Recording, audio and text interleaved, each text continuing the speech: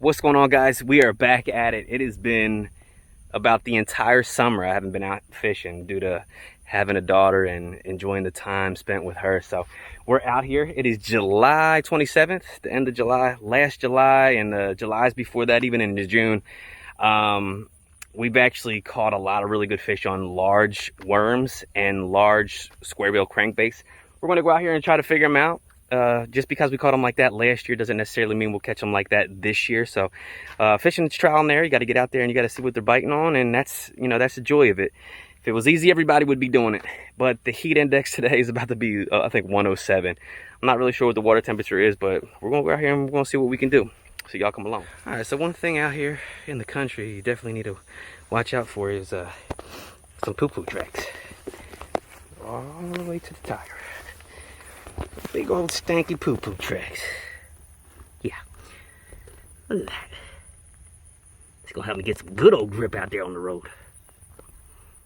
We're coming with the arsenal. Huge zoom mag old monster. Ribbon tail worm. Just a huge magnum trick worm. Green pumpkin.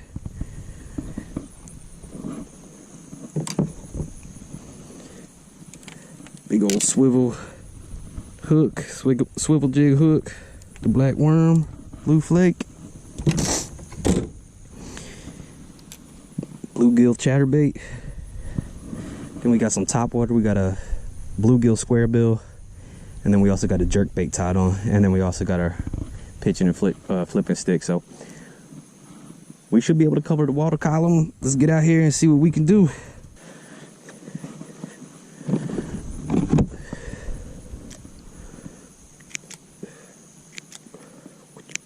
Oh, cut the shirt. No. Yeah, well.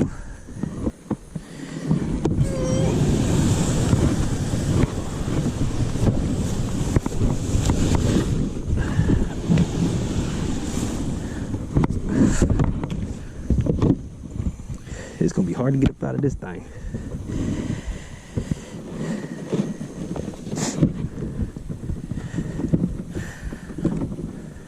I mean, it's not super early. It's 9:18 in the morning.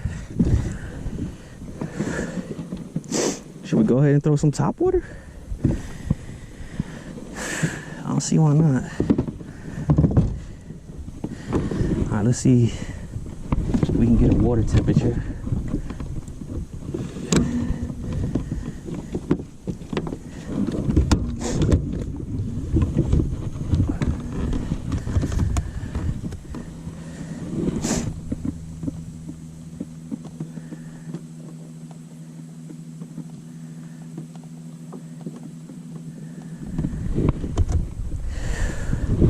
You want to assume it's going to be really hot, but let's go ahead and start throwing some top water. Let's work some main lake points and just see what kind of mood these fish are in. Got a main lake point right here. A lot of vegetation, but a lot of it's not submerged vegetation. Some of the things that I like to look for, especially during the summertime and the heat,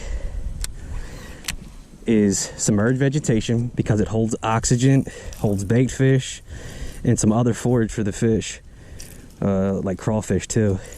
And one key thing is, if you ever find submerged vegetation with some other structure around it, maybe like a brush pile or rock. I absolutely love rock.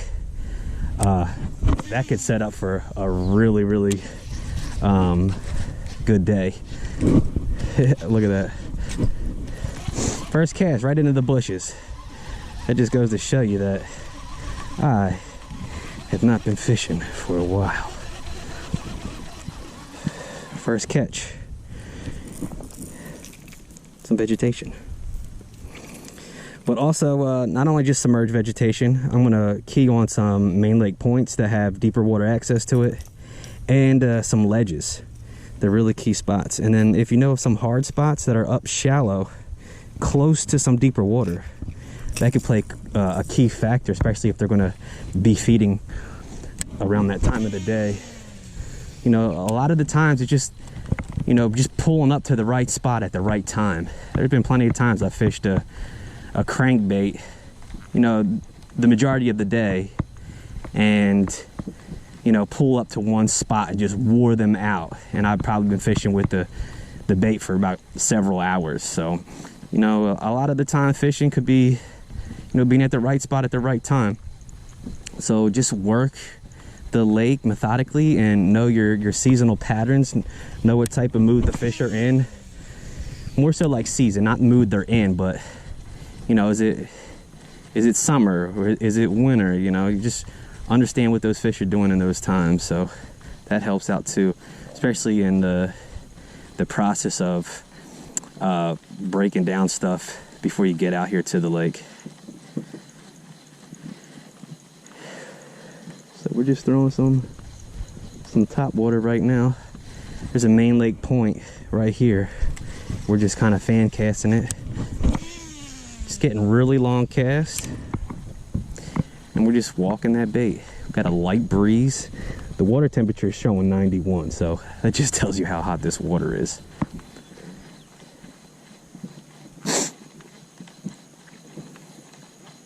So 91. We're just walking the dog. This is a sexy dog. It's a spook style bait by Strike King. It's the bigger profile one that's got 3 treble hooks on it.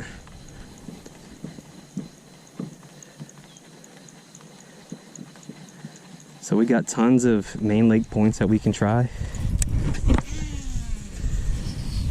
And don't be afraid to throw it shallow. Get it up really close to that point.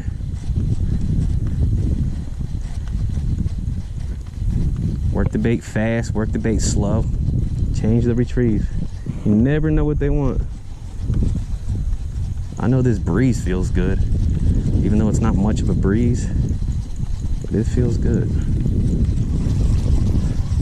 Another tip too, I saw this, I'm not sure if it was Brian New or one of the Elite Series guys, but they put 2 bobber stoppers at their line knot, and they said it actually prevents that line, that braided line, getting tangled up with that first treble hook. So I haven't had the problem yet. A lot of the times if you pause the bait, a topwater bait with that treble hook in the front, sometimes it gets snagged up. I've found out that the more you move it consistently and bringing it back, the less you kind of have that hanging up. And I guess it has to do with the wind and the ripple on the water too. Sometimes if the ripple on the water is really strong, they'll have a tendency to shoot off into a different direction sometimes, getting that treble hook caught up.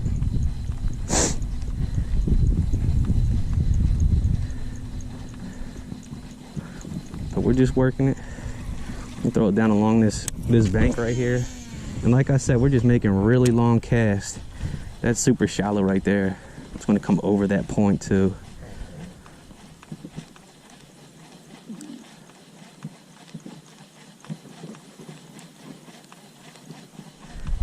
And I'll probably fish this, you know, when I pull up to a point or a key location. I won't just fish a topwater bait all day. Now, if they were biting it and I was consistently catching them, I'll probably stick with it until it died off. But, you know, a huge question for a lot of anglers is, you know, when do you know to put up a certain bait and try a different bait?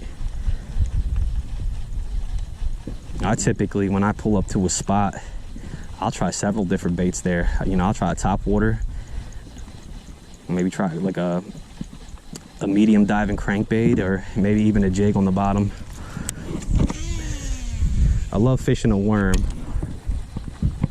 so I'd probably even pull out a worm. That wobblehead is one of my favorite baits. With a worm, it's got such a natural presentation.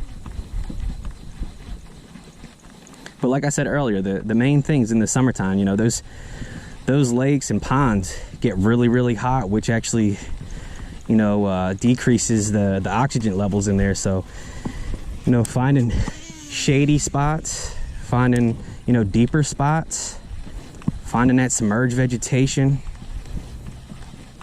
getting out there early on some flats. But we didn't get out here super early. You know, finding some ledges, main lake points. Sometimes these fish are suspended. And if you're not really familiar with a thermocline plays a huge factor and lakes and ponds anywhere in the country. So if you're not really familiar with a thermocline, you need to go ahead and Google it. There's tons of videos out there on YouTube that talk about the thermocline and what to really expect and how to fish a thermocline. So keep that in mind. But like I said, we're just making some really long casts. And we're coming back into a pocket right now. It's a really long pocket, and it's really shallow, and it kind of tapers off a little bit, so it's kind of like a ledge. But the ledges that I typically look for are like deep water, where the deepest water is, and find those key locations, those ledges that, you know, go up super shallow, got deep water access to it. And if you can find a ledge that has some sort of structure, some sort of rock, brush piles on it and stuff like that, that could be lights out. You got these geese over here looking at the top water.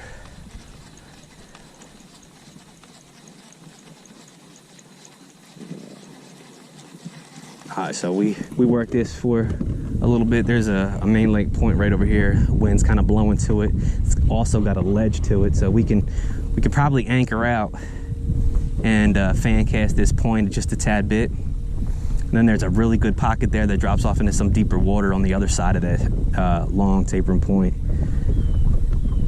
But like I said, fishing is all trial and error.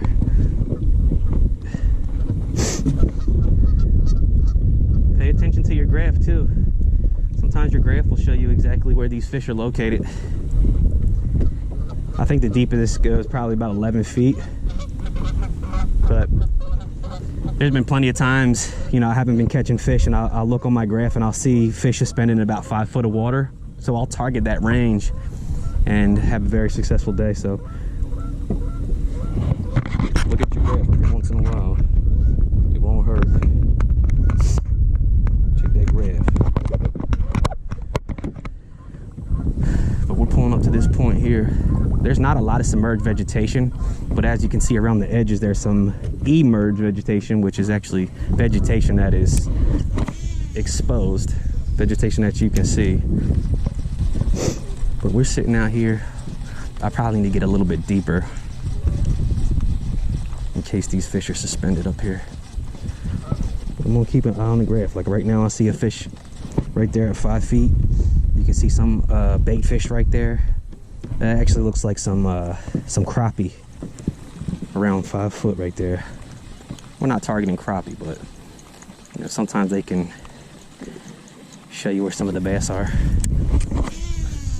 I'm gonna make a really long cast. I'm kind of drifting right now, but we'll come back out here and anchor, and we'll try some different baits too, because this is a really good main lake point.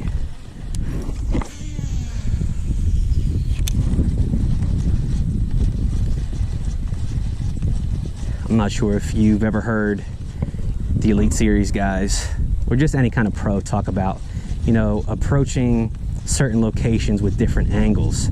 You know, they cast this way, this way, this way, and never had a bite, and then they got into one angle, or positioned their boat in one angle to where they were just wearing them out. So, you know, with us drifting down like this, you know, we were throwing directly at the point. Now we're kind of throwing back to the point and still coming across. So, you know, just giving them a different look sometimes, you know, helps out a little bit. Like, all right, so I'm gonna try something different real quick.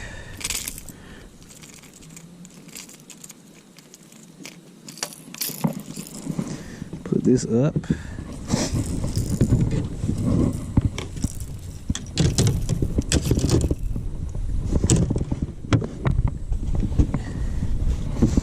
Let's try a big worm.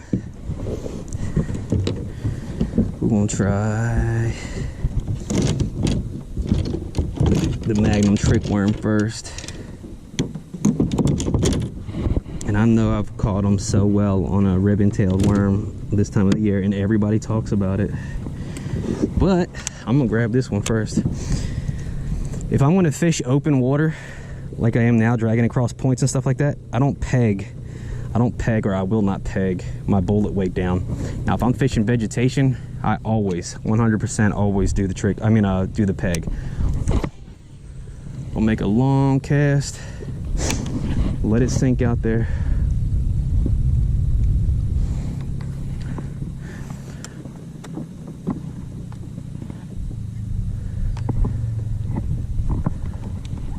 When you haven't fished in a while, make sure all your components are lined up. And what I mean by that is make sure your drag set correctly. Make sure your reel's tightened down. Just make sure everything's in play.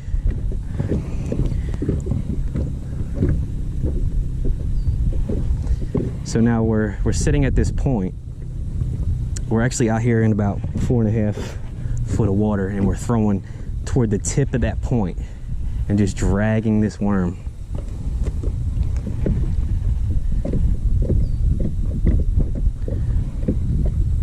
Dragging this worm. Now we kind of threw up on top of the point. If you throw out a little bit, you'll be throwing along the ledge. So if you're not really sure what a ledge is, it's actually something that drops down. It's almost like a hill underwater.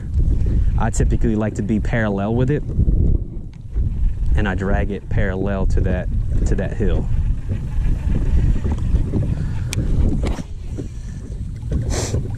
So we're just fan casting right now. I'm gonna watch my line to see how far or how deep it didn't go deep at all. Well, I'm kind of coming to it.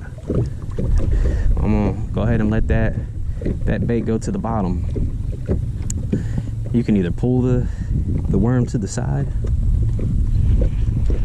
Sometimes I like to, oh, I just felt a little nibble. I like to pull it kind of straight up. Now, when you pull straight up, you gotta make sure that you're pulling slow to keep that bottom contact. You don't have to. You don't have to, but I typically do.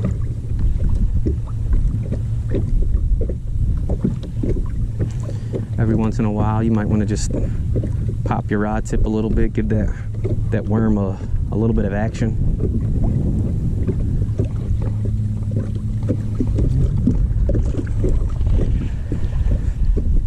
And if you're fishing a bait that's on the bottom,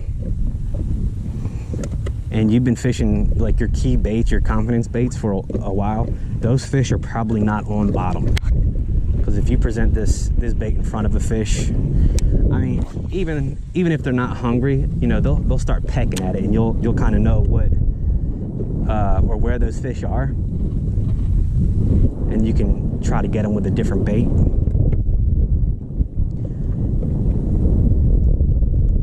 Getting bit, you might need to change. They might be suspended. Sometimes in the summertime, you know, those fish like to suspend.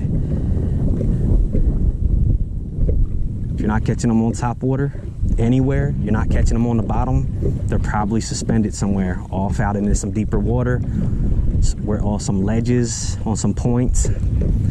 So don't be afraid to try that out either.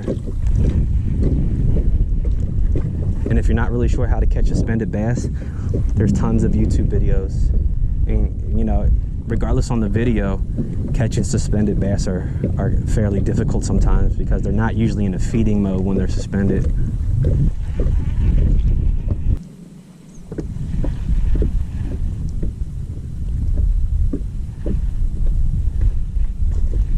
All right, so now we fished this point right here. We got this pocket here, and the pocket actually is kind of rounded, and it's got a rounded ledge to it as well. So if we fan cast this here, we can fan cast the bottom part of the ledge, on the ledge, and then on top of the ledge. So we're going to make a couple long casts this way. I know we're still sitting in the same spot, and I said we shouldn't be sitting in the same spot, but if you can fish several different locations, you know, fish those locations while being in one spot. Just saw some fish blow up over there on that point on the back side of that island, which is one of my favorite locations because it's got the deepest water access on that ledge. It's a huge spawning flat. Bluegill are probably up there running around.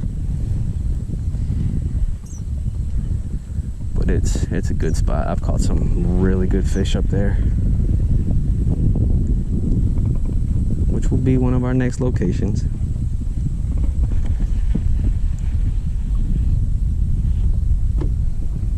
I'm not really sure what's going on with these grabs, but they keep acting funny. I'm wanting to turn off and turn back on. Oh, that was a hit. Here's one. Oh, he come off. He come off. Oh man, he smoked it. He smoked it. You can see the fish teeth marks right there. Looked like I had it pegged too deep. Look at that. He was on it. Right on that ledge, like I said. Man, he had the whole thing in his mouth. You can see the teeth marks all the way down it. Even right there on the tip of the tail. But that was a bite. On that ledge, like I said. Man, I don't know if I just skin hooked it a little bit too hard or what. But the first cast on that ledge right there was key. And like I said, the wind's blowing down this way. Man, he hit that thing so hard too.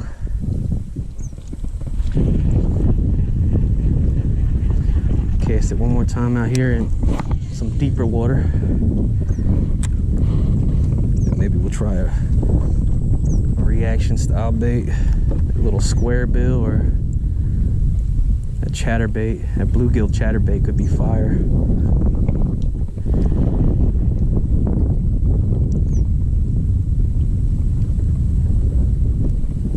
Oh, there was a hit. I don't know if we got one. He's coming toward us. Little guy. Man, my first fish, if we land on my first fish since I don't even know how long. Several months. Several months. There he is. Man, I really appreciate you playing with us, big guy.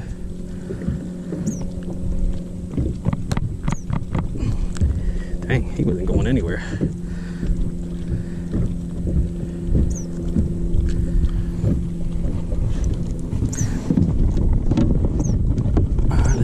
Let's get a weight on him. Oof, that was a big old spider. I don't like spiders. All right, so let's weigh him out. Probably about £1.8. Nope. 194. I'm sorry, 94. Not even a pound. Fish number one. There he is. Appreciate you, bud. All right, so we got 2 hits right here. Another thing too with fish in the summertime, I know we all want pictures and videos and stuff like that. You need to get those fish back in the water immediately. For some reason, that hot water and that hot air temperature, and it will kill them quick, really quick. So be quick with them. This wind picking up. I really didn't think the wind was going to be blowing today, but that's good. That helps out a lot. Stirs the water up a little bit, gets the fish a little bit more active.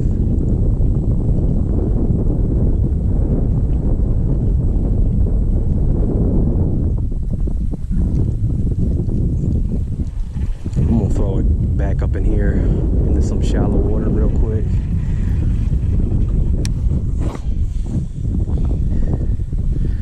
Let's see. Yeah, it's been down.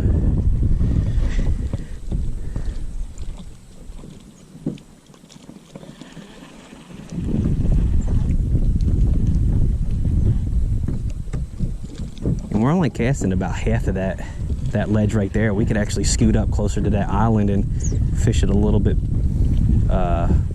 more thoroughly, going up just a tad bit to cover the entire ledge. So we've been sitting here for a while. I mean, I know we've been targeting key locations. You know, we can fish the shoreline right here back into this pocket. Got this shaded tree, got this main lake point. And then you got that ledge on that side of the point. We got the ledge on this side of the point.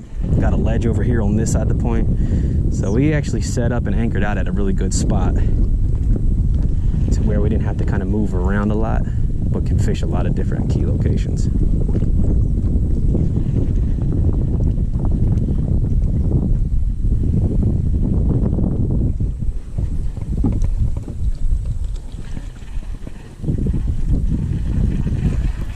along this shoreline now.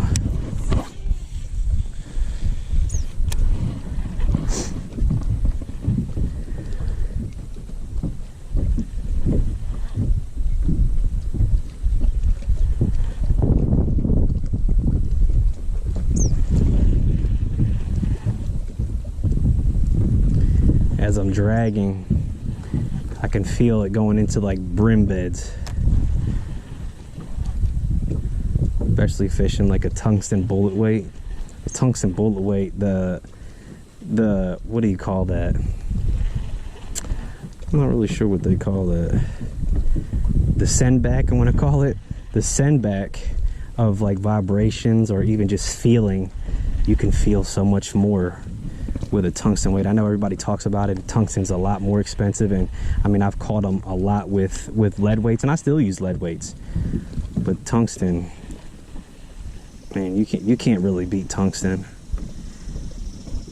It's a little bit heavier, smaller, compact. You can throw it a little bit further, and like the sensitivity and the send back, like I said, is insane. It's sending you back information on the bottom.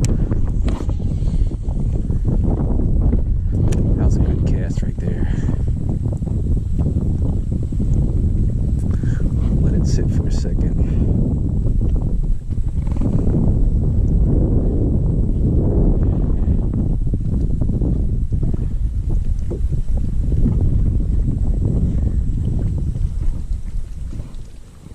Just dragging it slowly.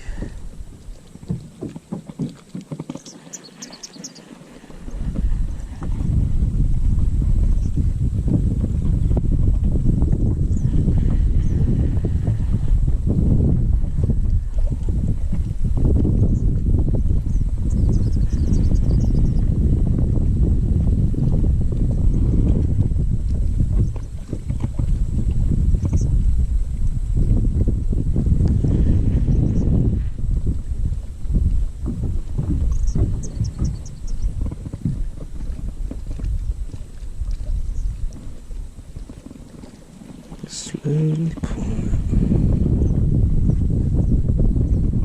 it. My rod setup for dragging worms, usually with a worm rod. Well, not usually, I can't say that. This setup I have here with the Texas rig worm, dragging it in open area. I like a 7-foot medium heavy powered rod, and when I'm fishing slow, dragging, I want to really fast retrieve to get that extra line in a little bit quicker. So usually the slower I fish, the faster the gear ratio I want, and the faster I fish, I want like a medium to slower reel.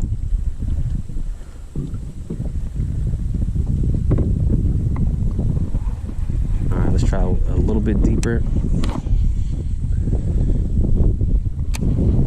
My line, like I said, is probably about 14-pound line. 14-pound line. Throwing that bigger application, you wanna have bigger line. I learned that the hard way. When I first started fishing, I thought the heavier the bait that you had, the further you can cast it. I had like a 1 ounce or a 3/4 ounce spinner bait on like 10-pound line.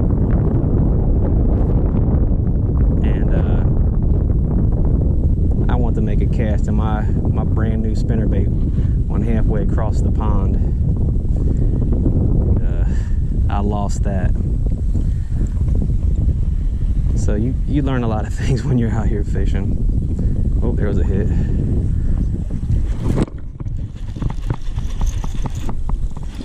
Let's see what we got. He don't feel too heavy, little guy. That was a little bit deeper that time. Skim him across the water.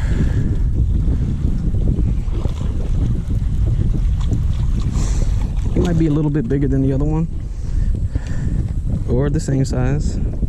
But look at that hook set. Usually when I fish these worms and I'm dragging baits, I will sweep set the hook, and a lot of the times they'll come right here into this side plate right here. And when they're hooked into that side plate, man, they ain't never coming out. You literally need to get some pliers to pop it out. And as you'll be able to hear, it literally pops out. Yep. All right, so let's get a weight on her. See what we got. Last one was 90 something. This might be a little smaller actually. Or about the same. Let's see. Oh, it beat it a little bit. 119. 119. So did we save it? Oh yeah, we saved it. 119. Boom. Alright, so about 213. 213 in weight.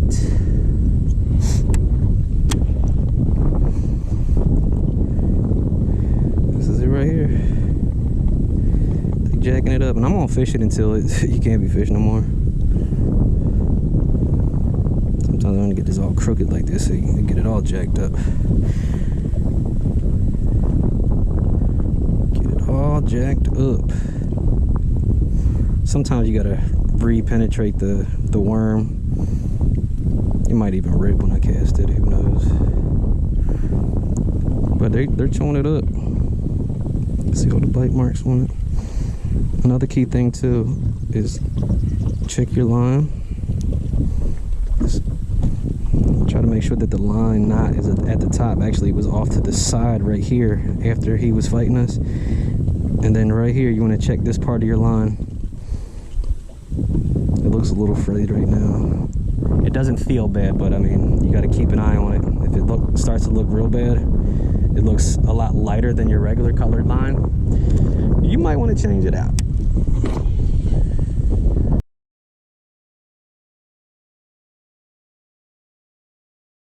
They say these fish are usually suspended out here in the deeper water off of points. So we're gonna try the jerkbait. I'm gonna try the lipless crankbait. Just kind of scan the area. But this is a pointer SP by Lucky Craft. And it goes about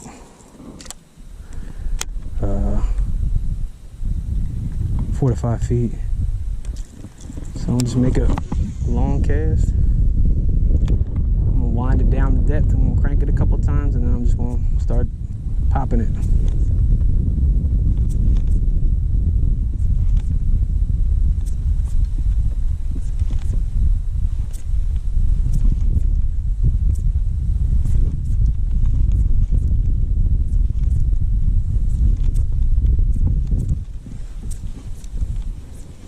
They say you usually want to do this with a shorter rod because you don't want your rod tip hitting the water. This is about a 6/8.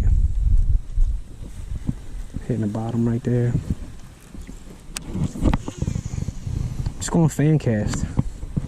Crank it down to depth and just pop it. They say in the summertime you want to work it fairly quick.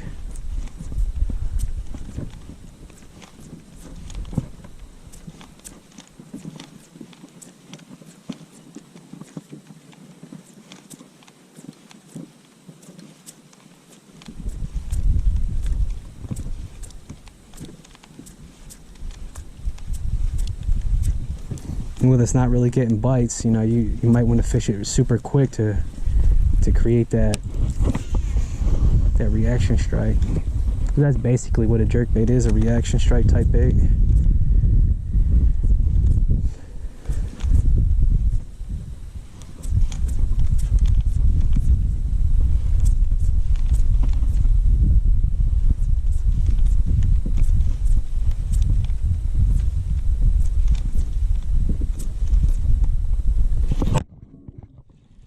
What we got on? Maybe the bottom. Oh, we got a fish.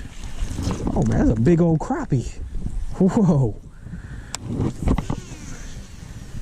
Okay. That's a big old crappie. He ate that thing on the paw when I went to pat it down. I felt some weight on it. I actually thought it was some vegetation.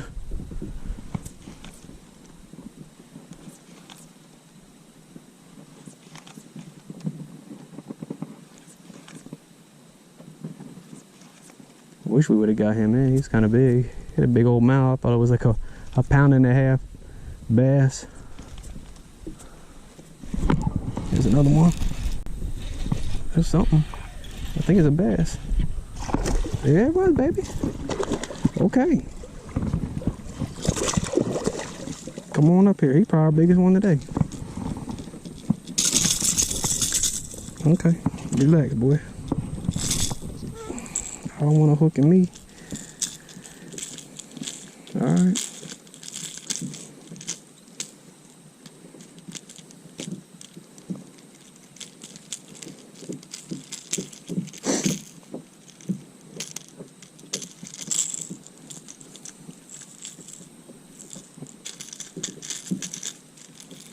Alright, so check that out.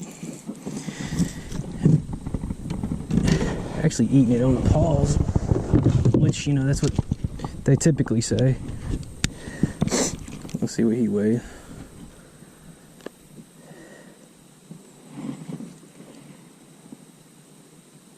116. Biggest one was 119. Right there. Pretty looking fish. Thanks for playing, little man. Alright, so got 3 fish on the board. They're eating it fairly close too. I keep thinking I'm hitting the bottom when I get right here. I'm sitting in 2.5 foot of water right here, so I'm thinking they're hitting the bottom.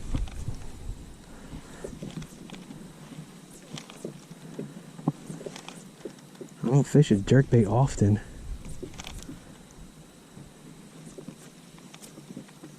So like the bite is a little weird to me.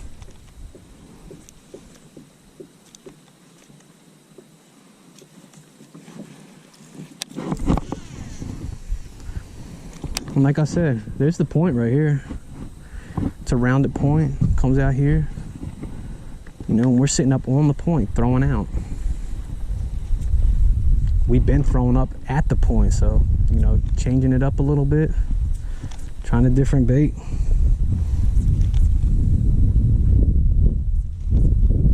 He had that front treble hook in his mouth too, which means, you know, they were trying to feed on it. They weren't just curious.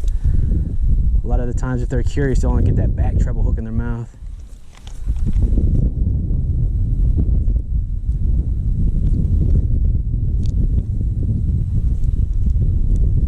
That was pretty neat.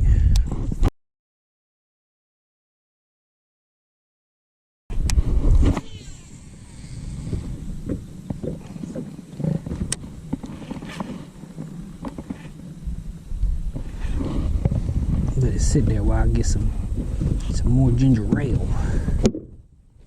Scare all the fish away with that lid slammer.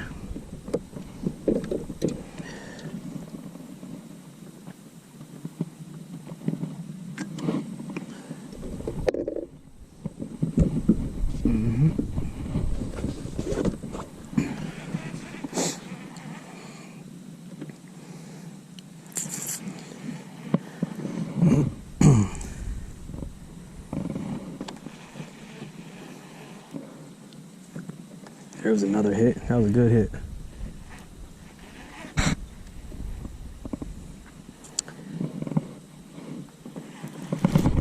Okay, we got one. Maybe. I don't know if he's coming out here 100 miles an hour or what. We might have something good on him.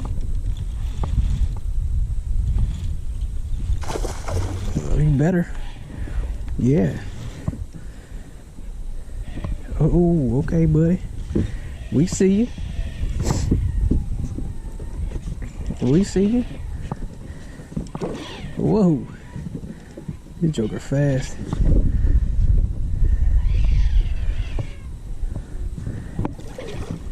He pulling hard too. He don't want to give up. He hooked good too. Let's get him up here. Right up to the top of his head.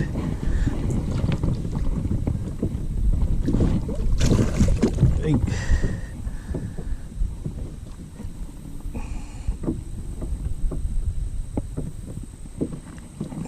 Alright, that's a big one today. Might be a 2.5 or maybe 3. Look at that, right through the top. Right through his eye. Kinda in his eye, not in his eye, but close. Might need to cut that out just so it don't damage his eye. So let's see. Excuse me. Take the weight off. Let's see if I can maybe pull it back through. Where's it? So let's click that off. Put it back in the boat. Take this off, plastic off. You don't want to rip that through his eye. Especially with that barb on it, you might damage his eye. I mean, his eye may even be damaged, but I'm gonna literally try to force it up that way, up out of the eye socket. And let's see if maybe we can wiggle it a little bit to come out a little bit better, to where it didn't really penetrate his eye. So it was in the socket, it wasn't in the eye. All right, so let's weigh him out. Let's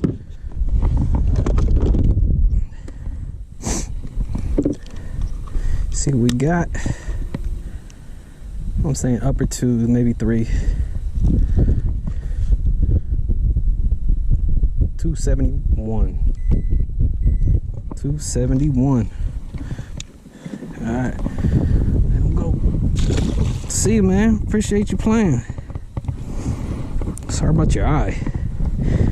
All right, so we're sitting at 6 pounds.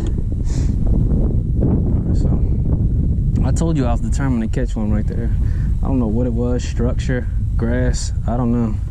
I don't know what it was. Man, that thing fought. And a lot of the times when they're coming at you 100 miles an hour like that, you better have your finger on the release, because it could be a giant. It could snap you off, break your rod. Why am I telling you? Because I like to give out tips and teach you things that I've done that really hurt my feelings. I want to rig up our chatterbait rod with a lipless crankbait. I feel like the lipless crankbait is a little bit more of a reaction strike type of bait than a,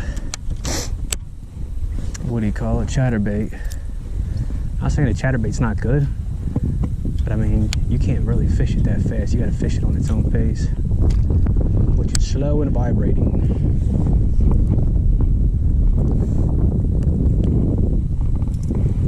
But I still am going to use a lipless crankbait that is looking like a bluegill, like this one.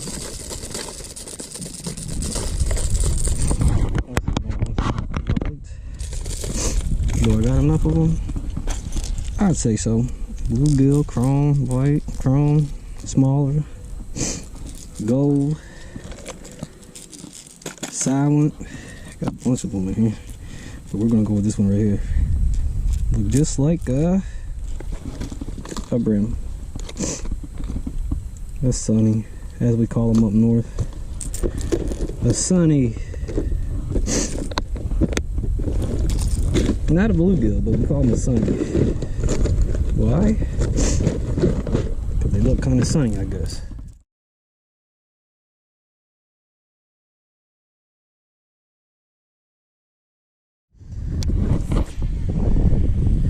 So as we're going up to this point, I'm gonna fan cast this lipless crankbait. Working our way up to that point there, we'll fan cast this lipless crankbait along this edge right here. Just fishing it kind of quick.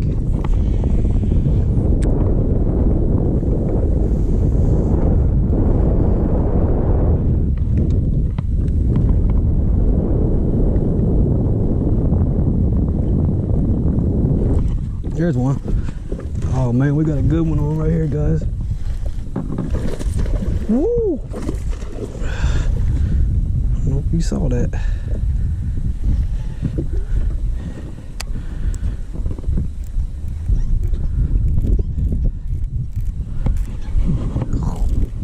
Play him him out. Got my finger on the button.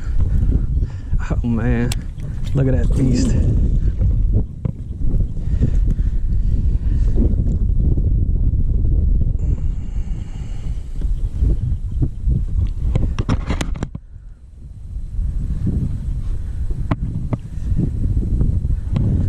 Need to get this ready for him.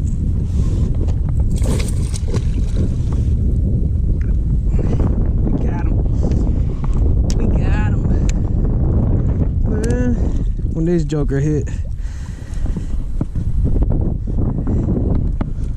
put this anchor out real quick. Guys, look at this fatty. Gotta hurry up too.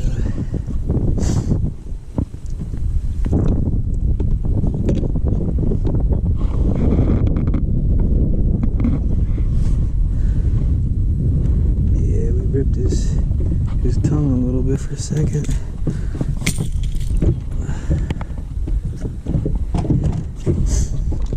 Probably pushing 5.5. Let's see. 5.09. Alright, so like I said, we gotta hurry up and get him in there. Let's let her go.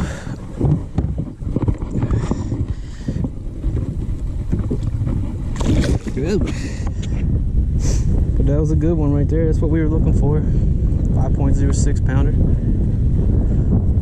Fought good. Fought too good, I guess. Water temperatures being so hot, you know. It says 94.7 right here. 94. That's crazy. 94.7 right here.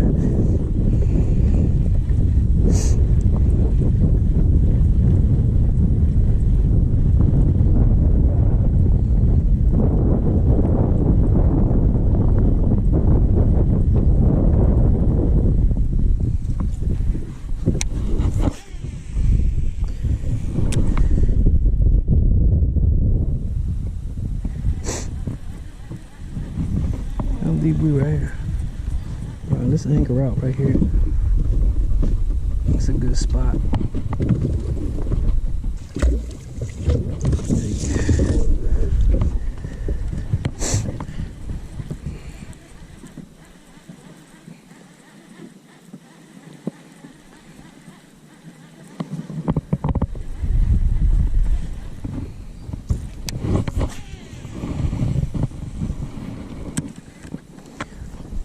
So we just anchored out on this point right here. So we're sitting in about almost 8.5 foot of water. And we've seen some fish down there close to the bottom and around 5 foot of water. So we're just gonna, there's one. Oh man, that's a good one. Oh, he come off. Man, he come off. Oh, buddy. That was a good one right there. Unless he was foul hooked. Man, I don't know what happened. I don't know what happened. Man, that was a good fish.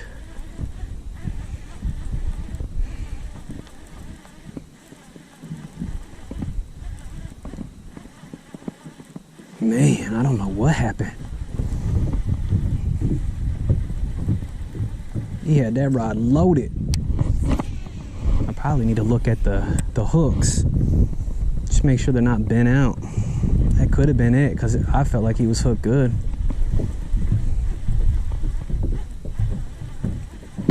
Hey, some action going on behind us. Oh, I felt like something just bit us right there. Hey, check the hook, I said. Nah, they're good. Right there. Man, we were hooked up. That was a good one. Right on that windblown point. Main lake. Out here in deeper water.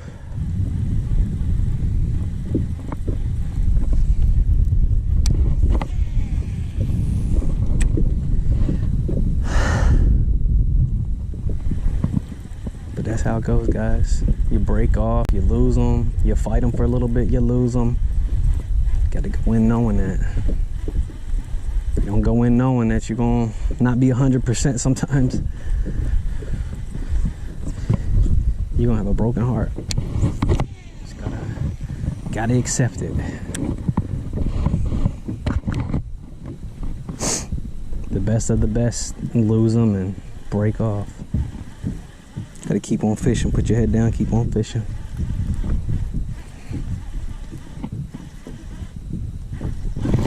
Oh man, you just ran into something.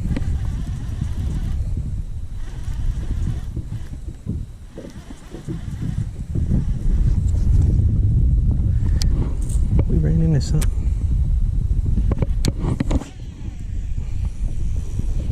I don't know what we're running into. About to throw that jerkbait down there.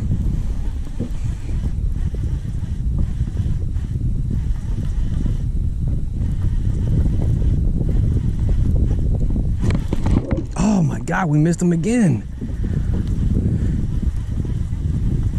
We're gonna throw a jerkbait real quick. Guys, I don't know what's going on with that. Jerky, jerk, jerk. This might be able to chill in the strike zone just a tad bit better. Who knows? We'll wind it down. Man.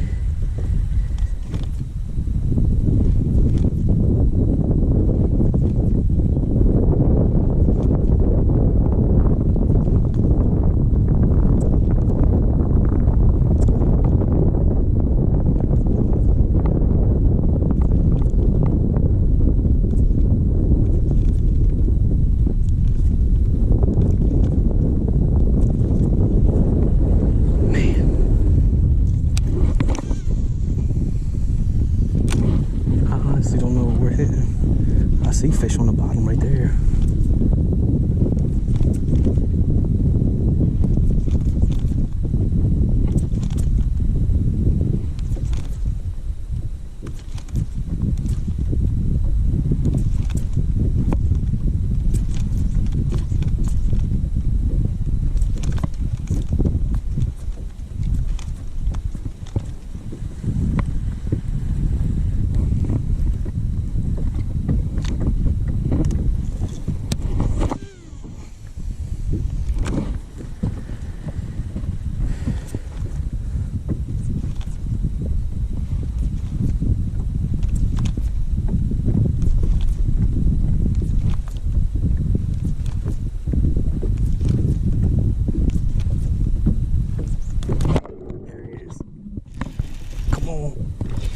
Big joker.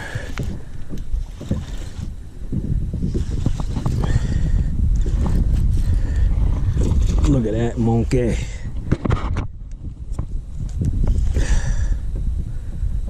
Ooh. Here he comes.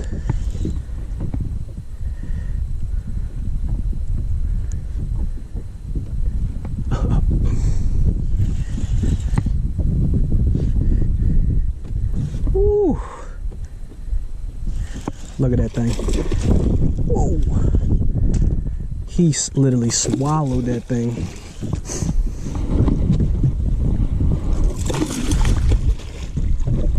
Oh my God. What a tank. What a tank.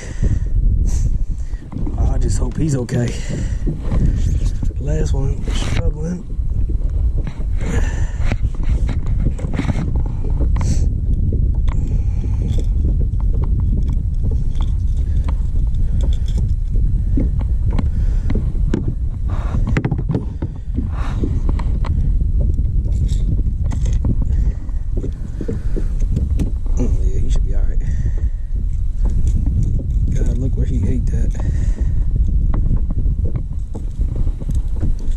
Come on now. Look at that joker. Ouch. Just destroyed it. Look at that. Alright, let's get this out of there. Thank you for playing. It's in the roof of his mouth.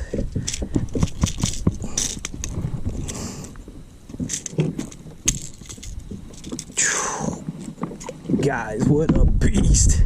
This is probably bigger than the other one.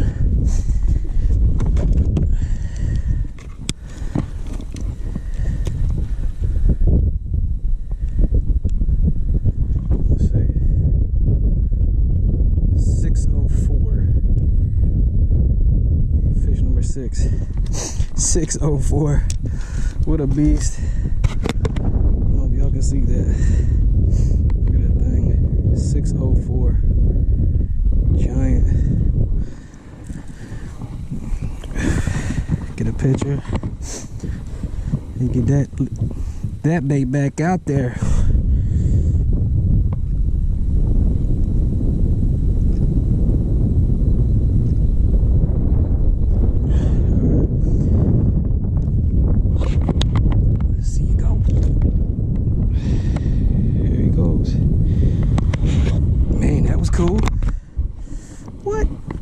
Guys, it's 2:53.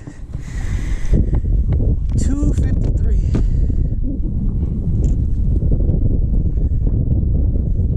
Guys, I don't ever fish a jerkbait. But this right here is a prime example of why you need to go out of the norm and try to get a couple bites. We had a couple bites out here and we could not get him to stick. He got me all frayed up. Alright, so we're gonna retie him. But we threw that lipless crankbait out there several times. And man, we were running into something, or something was, you know, tagging our bait. Threw that out there a couple times and we got him. I figured if we keep a bait that sits a little still, he might be able to eat it a little bit better, and by golly, he did. And there ain't no telling if there's more down there. Ain't no telling, but we're gonna find out. That was fun. I mean, I wanted to jerk that rod and I couldn't move it. Couldn't move it. That was cool.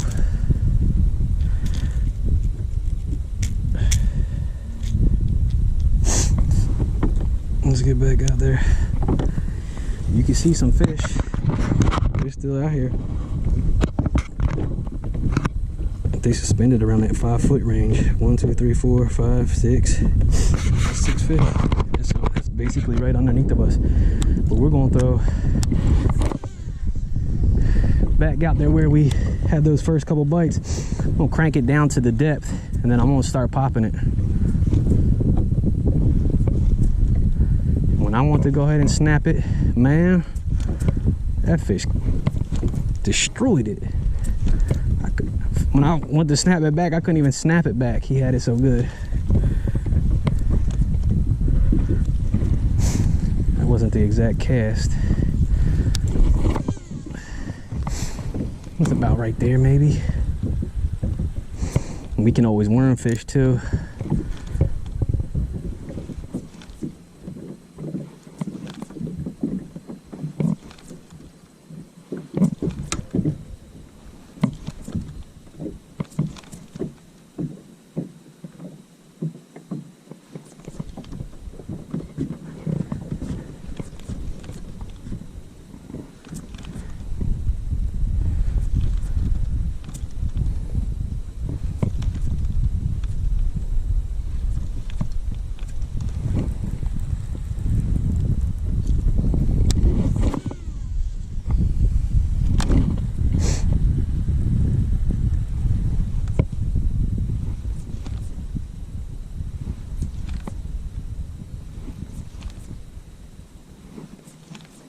He ate that thing head first too. You know he wanted it.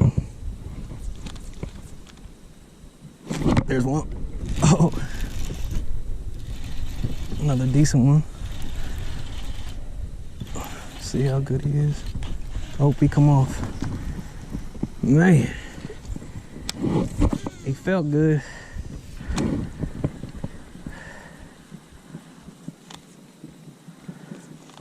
Man, that felt good. I'm just feeling the thump. Just letting it sit there. He just tagging it.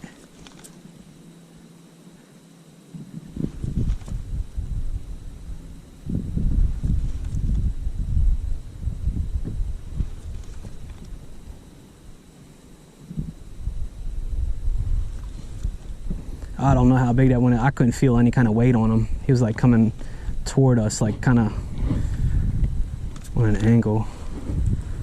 Man, this is getting to be pretty fun. Like I said, I don't ever fish a jerkbait, but you know, a lot of the pros say that a jerkbait, you know, catches those suspended bass really, really well. Oh man.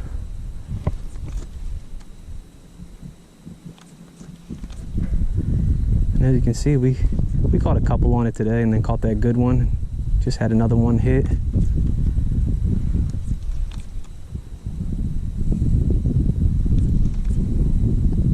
Oh, there's another one. Oh man, he's a good one, guys. Another good one.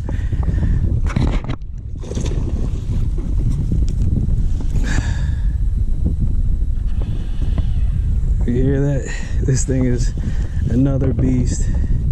Look at that. Oh, he come off. That's all right. That's cool. That was probably another 6 or 7 pounder. But I'm just letting it pause, and they're literally eating it. And I feel them pulling the bait. I mean, my rod tip.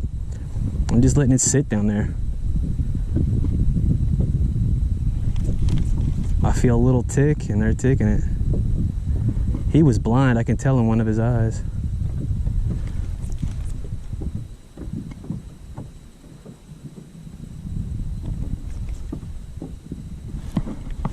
Oh, thought I had another one.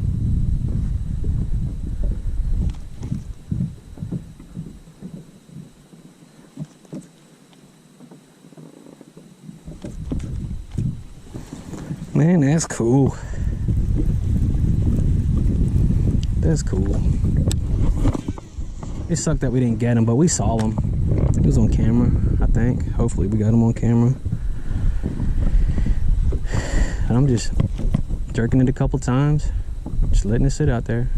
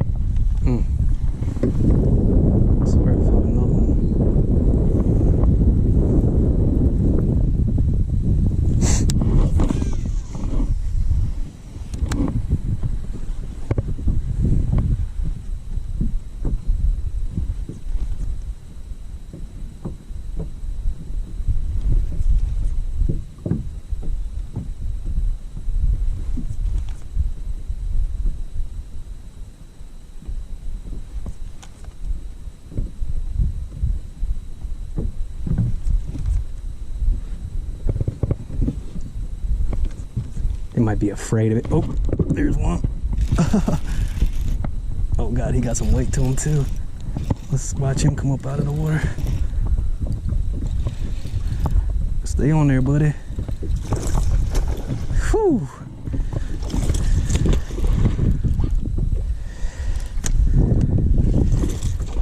Jumping out of the water like a striper.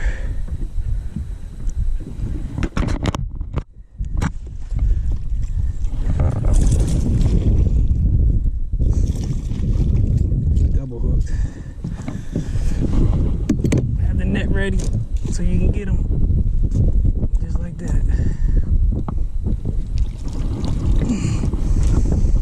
Guys, like I said, I don't ever fish jerkbaits, but this is pretty cool.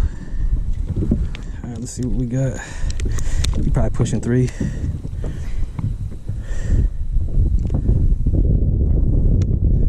Let's see. 376. Fish number 7. 376. Thanks for playing, man. Man, he was jumping out of the water like a tuna. Appreciate it, man. See you next time, maybe. Cool.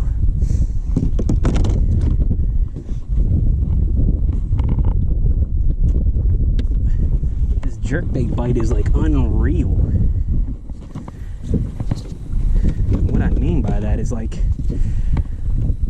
I don't even know. It's like you go to jerk the bait and you just got all this weight. It's weird. It ain't like all your other regular bites. Guys, and that, I mean, we just missed a giant.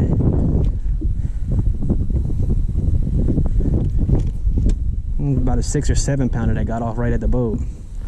And then we missed 2 already. But I'm just popping it down there, getting it down the depth, popping it down there, just letting it sit. Sometimes I feel the bite. It almost feels like a worm bite or something.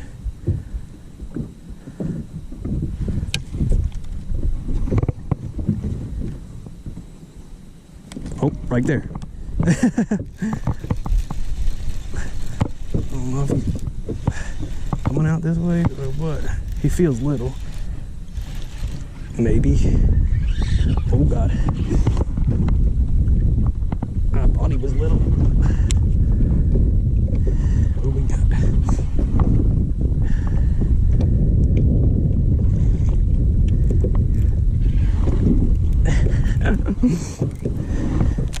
Chill, little man.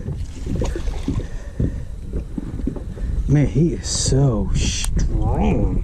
And he's not even that big. I'm just gonna feed him line. But like, as you saw right there, God, I'm just letting it sit there and I just feel it start to load up. Here he comes.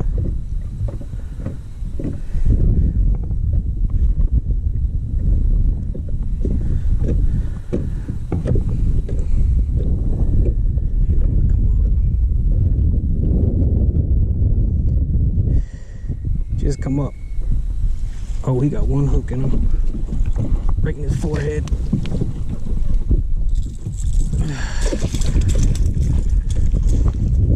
Oh, come off right in the thing.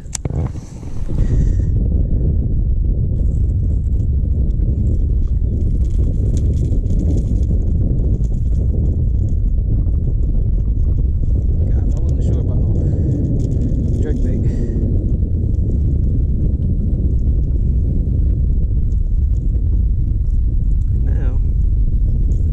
Tell you I'm a believer.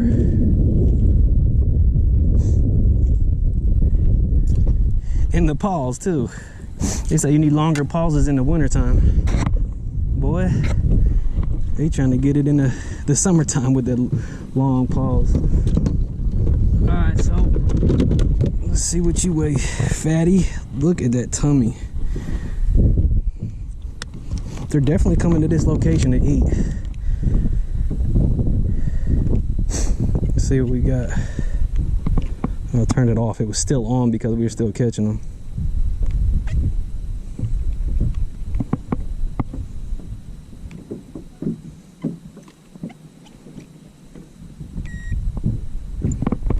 Now, let's see.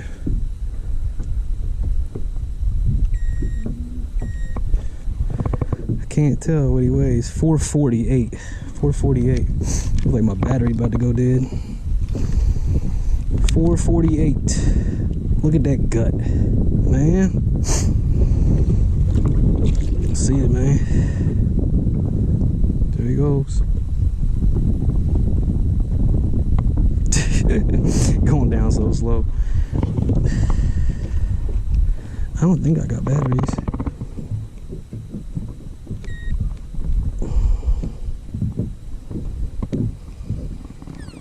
Oh, there it goes, dead. I don't know if I got extra batteries. Should we retie? I think so.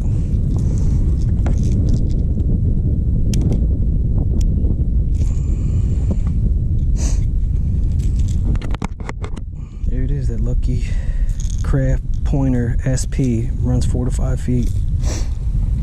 As you see, we are catching them. Now I'm seeing the first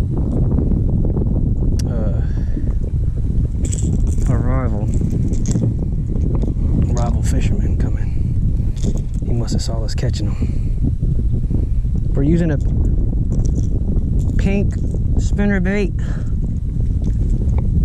You gotta fish it fast like top water. What, isn't that nice? I told him a technique. Not the right one, but a technique. Okay. Make sure this net's ready. How much more ready I can get it.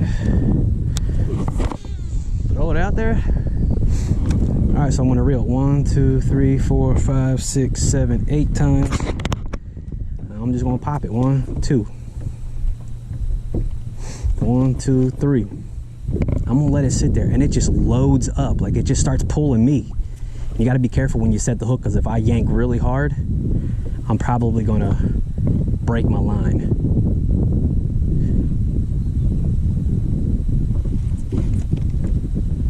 So you don't wanna break your line.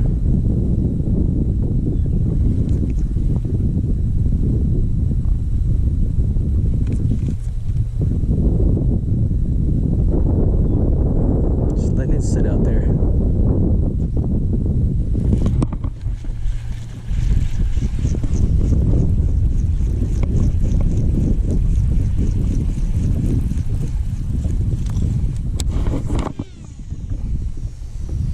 The castability is great, so I'm cranking it down. So 8, 9, 10. I'm just popping it 1. Oh. Whew, something came and swiped at it. Oh, he came back for it. He's a good one too.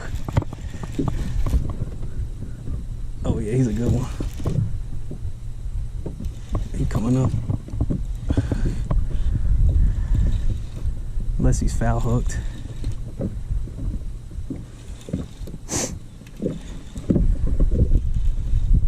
Come on, we just want to see you come up. Oh yeah, he's a good one. Oh, oh God. Oh man, guys, we are catching some giants right here. Catching some giants. I don't know if you've seen him come up out of the water. Oh man.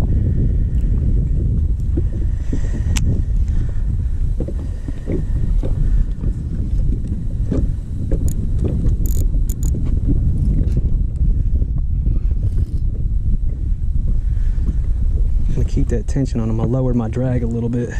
Look at that beast.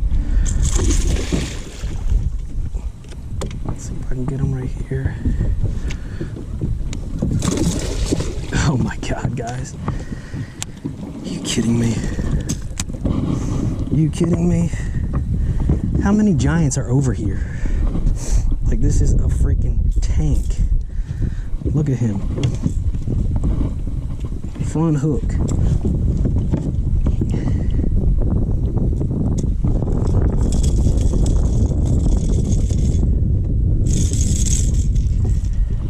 Will you look at that fish? This is insane. Suspended jerkbaits.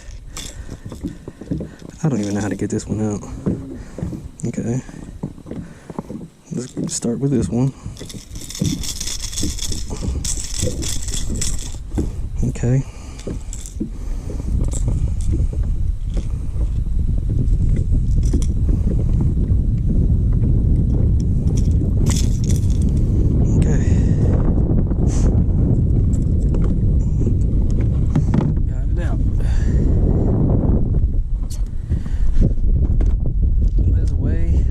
Look at this fish. It is huge. We got to start calling them out. The first one was, look, we didn't even, I think we just turned the scale off. All right, so what we got? 639. We're going to replace fish number 1. 639. Guys, this is insane. On a jerkbait, main lake point, sitting out here in 8 foot of water. Let's see her go.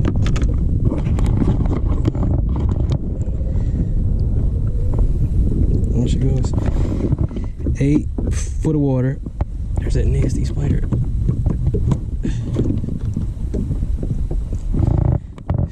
Alright, so we're sitting in 8 foot of water, cast into the point, actually parallel on the point, 94-degree water temperatures. And we're fishing a jerkbait. If you look at it, it's kind of translucent.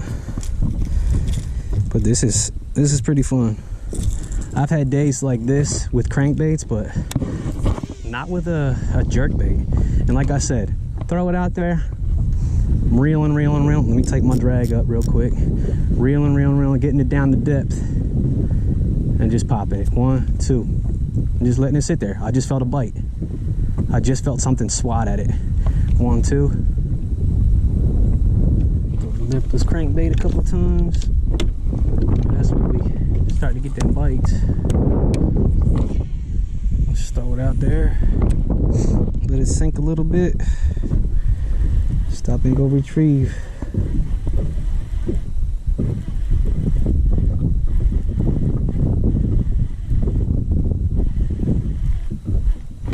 There's one. Got him. Little guy. You can see him jumping.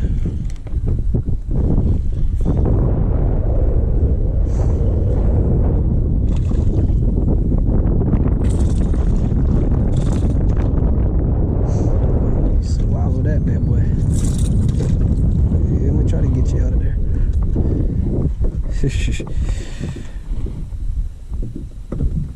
Okay. Can you beat it, buddy? 121. Take it away. Fish number 3. Good luck.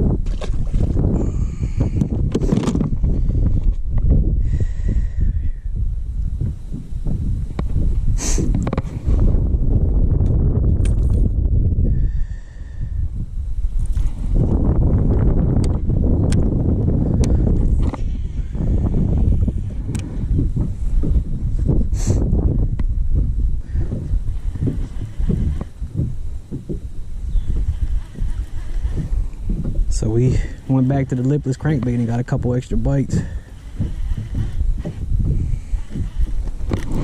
Oh man, there's a good one right there. Oh yeah. Oh god. Guys, this is a giant. This is a giant. I hope we can keep him pinned. Not that big, but he's big enough. It reel sound busted. I don't know if you see him jumping out of the water. He is jumping.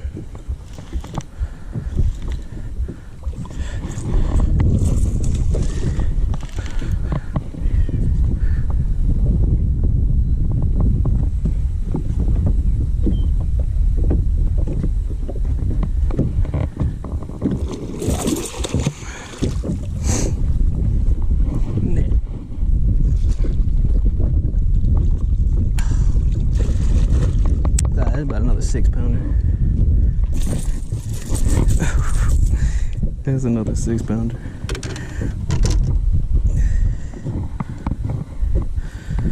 Alright, he got us all tangled up.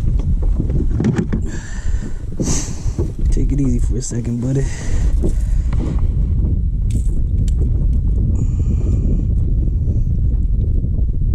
And we got bent hooks.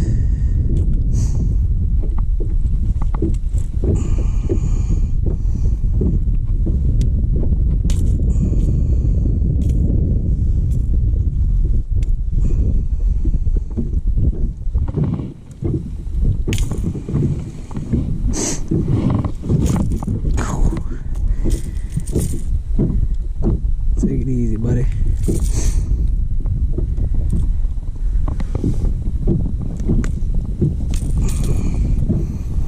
Guys, look at that one. Another giant. Another giant right here on this point. Look at them eyes.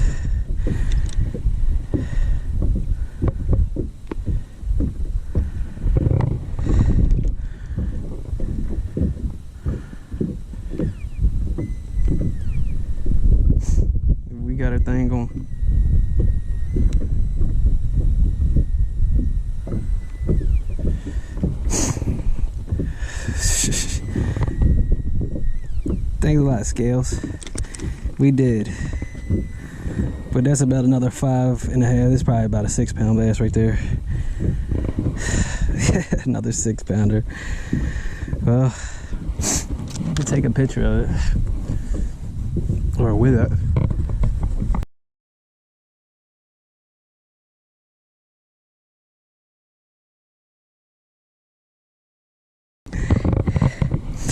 Alright. I guess they're still down there.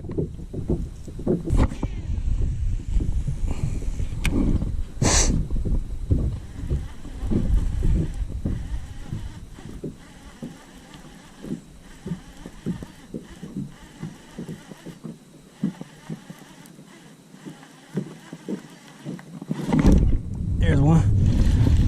Don't know what we got. Got some good head shakes though.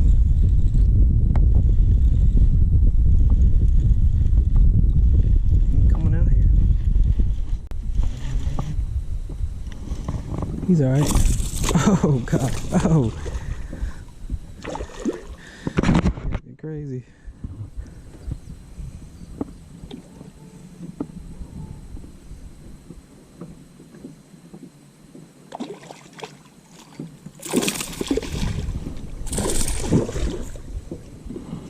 Look, Kurt. I can see his gills all jacked up.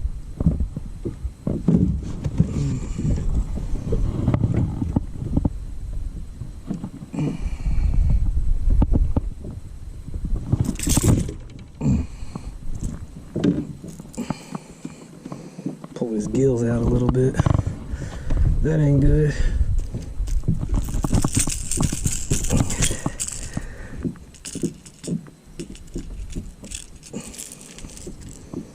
Push that back down in there.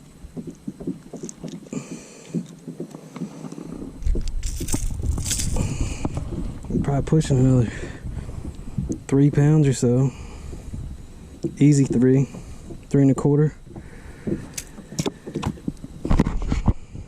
Same spot, guys. Let's let him go. Pull this whole gill out. Sorry, buddy.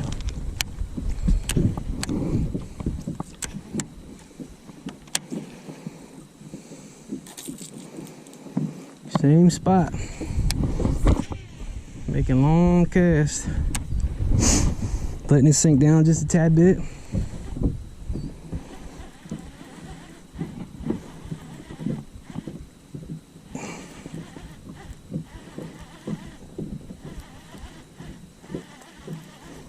I'll throw that jerkbait out there in a second. Just kidding. You catching them on this, there ain't no need to change.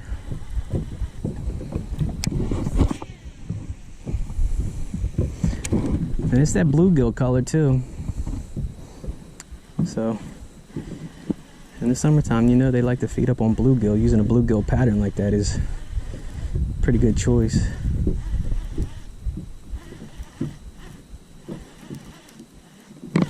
There's another one. Man, this point is loaded. You don't feel huge, but man, we catching them.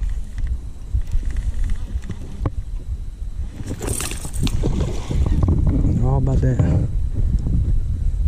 3-pound range on this lipless crankbait, at least. He's about to come off. Got one treble hook in him, the back one.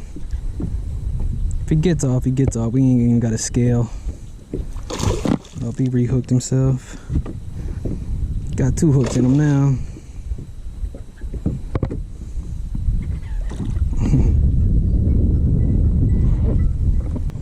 And hold on one second. It's about 2+. And yeah, got my phone wet.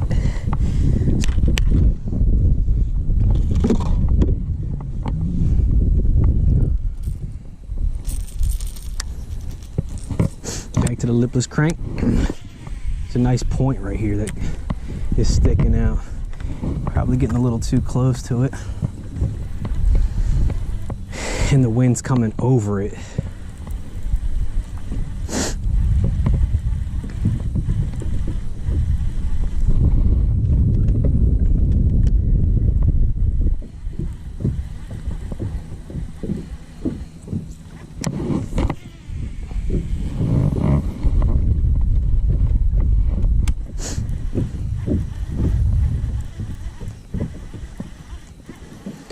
I mean, I guess you can say we used the lipless crankbait for like a search bait.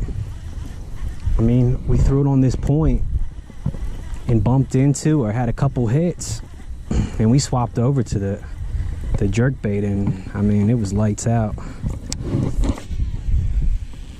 So we're gonna put this lipless crankbait back in the hand. I'm gonna see if maybe we can run into a couple more fish, and if we can get a couple bites or commits, we might just anchor out and, you know, try to toss that jerkbait. I want to make sure that we're staying out here in some deeper water. When we were catching them, we were in about 8 foot of water. The fish weren't in 8 foot of water, but the boat was. So I just want to make sure our positioning is okay. And they say sometimes when you catch one fish out of a school of them, you can trigger them to bite. And I mean, that's what I felt like we did right there. I mean, we were throwing a worm and threw the lipless crankbait a couple times, and then all of a sudden, you know, one was reacting to it. And they all kind of wanted to feed right there on that point, throwing that jerkbait, which was awesome. I hear a lot of guys talk about throwing a jerkbait in the summertime, but I felt like that was just a little too much stress and just a little bit too much work in this heat. But man, when you catch them, you don't even think about it. So it was definitely fun. And who knows, we might pull up onto another little school of them and get them to bite. Is that an eagle? Oh, okay, I thought that was an eagle. Just a goose.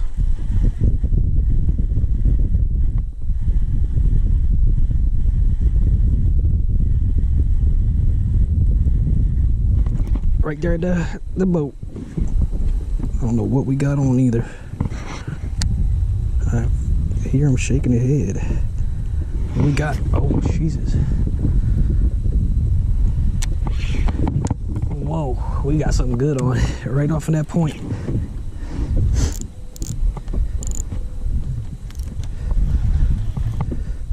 Can we see you? Can we just see you? Let us see you. I know we ain't got a scale. Oh yeah, he's a good one. I'm pulling my line out. Pull it, big guy. He's another good one. Right here off of that point. Now it don't matter because our scales don't work.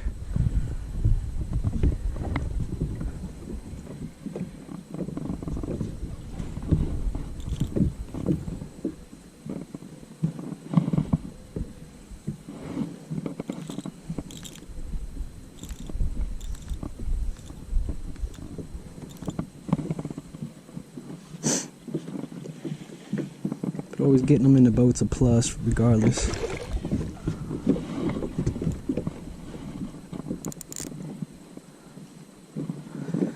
Just keeping that tension on him.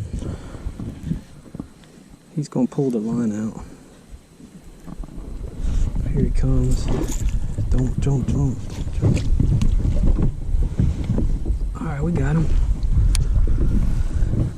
Right off of that point.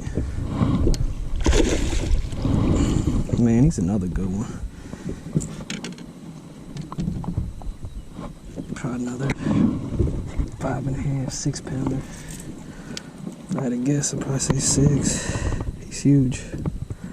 Well, no, he's not as big as the other ones, but I mean, he's still big.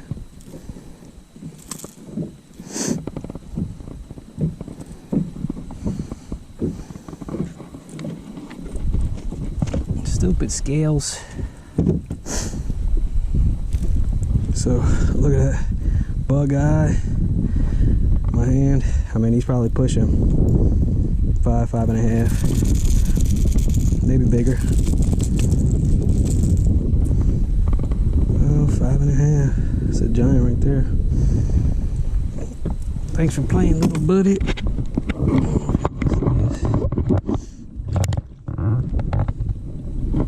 He about to go.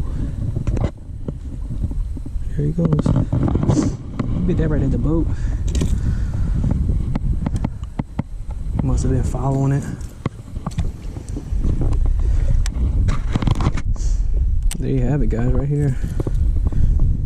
This lipless crankbait right here. Bluegill color.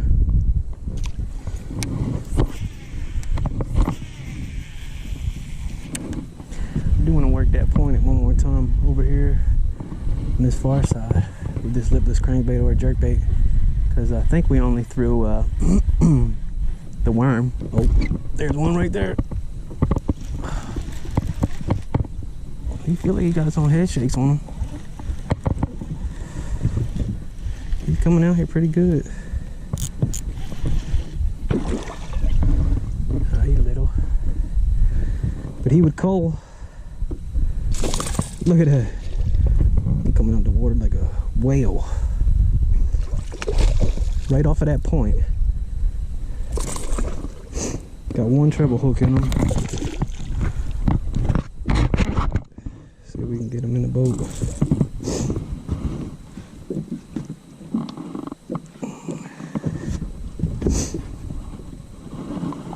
Usually I don't mess with them treble hooks, so I'm gonna grab them with some pliers, get it out, pull it back. He's probably pushing 2, a little over 2. Here's my hand on him. I don't know if y'all can see him.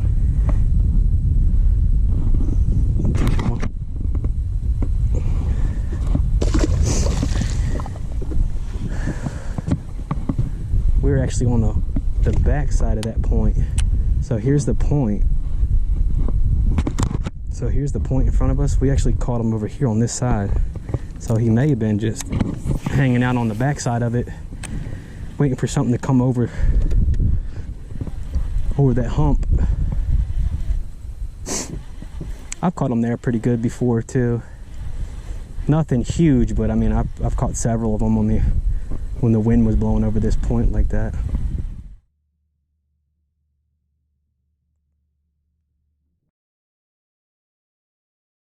Well, there you have it, guys. A heat index of 107. The water temperatures at 94.7, which were unbelievably hot. You know, nobody was out here on the water. We were out here, we were searching for them, and we actually found them with our search bait, which was a lipless crankbait in the bluegill color. And then once we found them and not really hooking into them, we swapped over to that Lucky Craft Pointer SP that goes 4 to 5 feet was our key today. And it was in that sexy shad color that had a little bit of ghost into it. You can kind of see through it. It was a little translucent, but you know, it was a great day. The storms are coming through. I can see lightning in the distance. So we're gonna wrap this up and take it on home and you know, go see the family. So there's no need to put yourself at risk when you see stuff like this, especially when you had a great day like that. But our scales died, and we couldn't really get some of the weights of those last couple fish. We kind of guesstimated them, and they were big. They were good fish, and you know that jerkbait bite was pretty intense. I've never fished. I fished jerkbaits before. Never had a lot of luck. I've catch one from time to time, but not like that. That was awesome, and that experience was very cool to where I want to be fishing the jerkbait a lot more, especially around these hot conditions. But guys, I hope you liked the video. Continue to follow Bass with Buddy. If you like the video, go ahead and give it a like, thumbs up, subscribe if you want to see upcoming videos, and you know, I'll see you guys next time. Peace.